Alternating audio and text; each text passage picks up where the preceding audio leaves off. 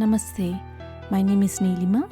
Welcome to Reflections Along the Way podcast, where you will be listening to reflections from learnings and experiences along my life's journey.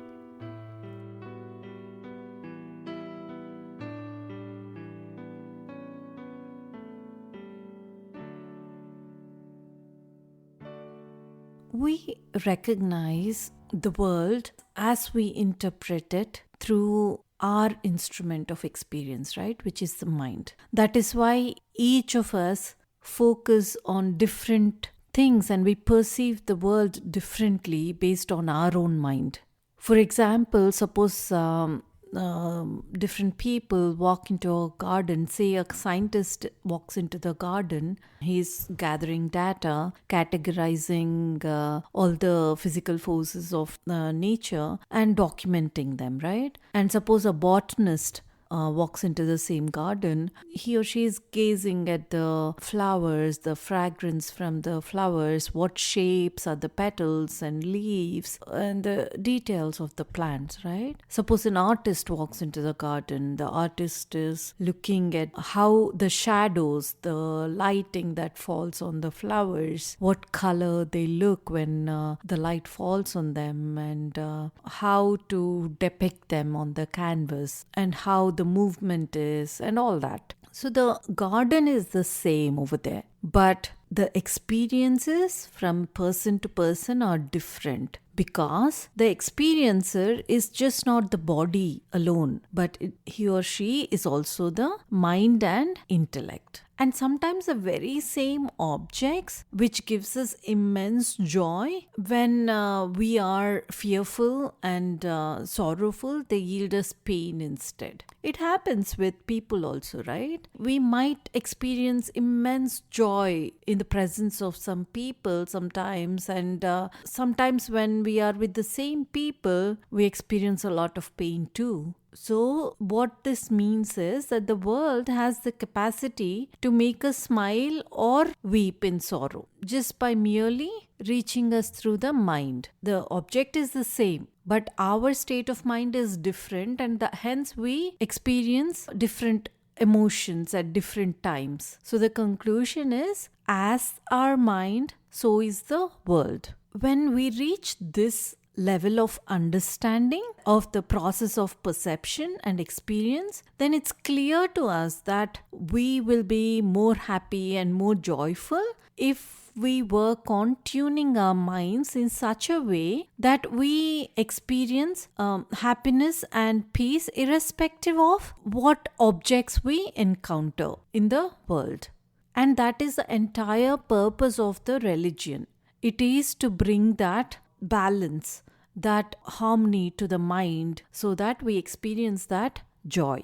When we understand that our minds are what determines the nature of our lives, then we have many questions. Then how do I act in the world? How do I get my mind to follow the level of understanding? When I understand this also, why am I not able to control my mind to feel in a certain way so that I don't act recklessly, How can I improve the contacts that I have with different objects or different people in my life? All of us would like to improve ourselves. First of all, when we understand this much, then we understand that we can improve our lives when we work on ourselves. And all of us would like to do that.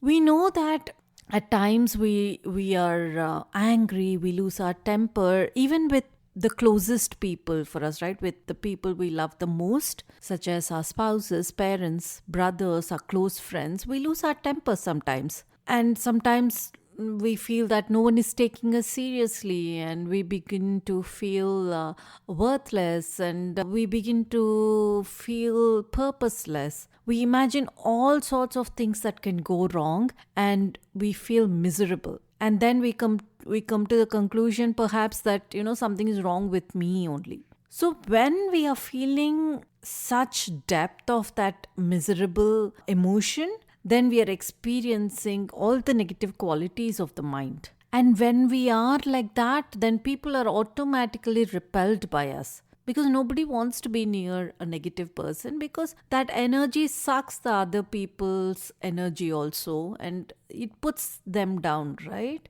So if we can learn how to build positive qualities of the mind and how to be positive, then people are flocking around us because they're charmed by the beauty and the grace and the positivity. Positive always attracts positive. It's been found true all over the world. Whatever caste, whatever place, whatever country people live in, people are magnetically pulled towards certain qualities. And the qualities that attract others are positive qualities. When we are interacting with others, if we are open and honest, if we talk with the sweetness of our personality, then more people will circle around us, love us, and are ready to support us. And all of us have these positive qualities, but we are often not able to express it that way because it's not merely enough for us to know of these things. All of us know about love,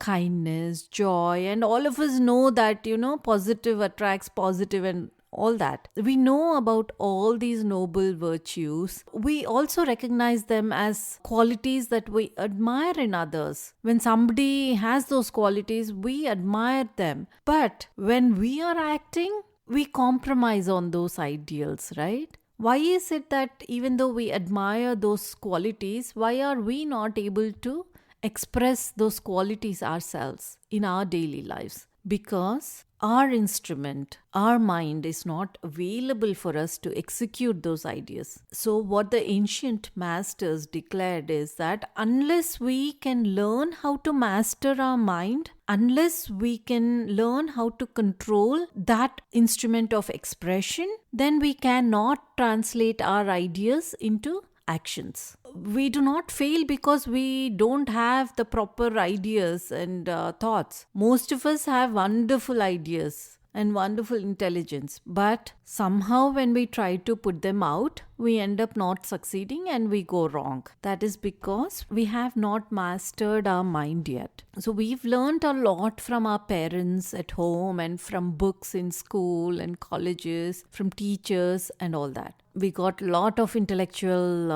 ideas through our learning over the years. We've understood what we've learned, we've analyzed it, but whatever knowledge we may have acquired, we still see failures in life unless we can learn how to manifest that knowledge in our lives in a positive way. Whenever we are sending these knowledges out to the world, it goes through our mind. So the mental control and attuning the mind is really, really important. The student who develops that kind of mind control is the one who will be the most successful in life. This idea, which is developed by the masters of Vedanta, is called yoga. Disciplining the mind is yoga. In the modern world, a lot of people understand yoga as physical set of exercises. But yoga is not that. Yoga is disciplining the mind and tuning the mind so that we experience the world in a joyful way, irrespective of what our field of experience is. So how do we discipline the mind? In order to do that, we first have to know what the mind is, right? And we'll discuss that in the next episode.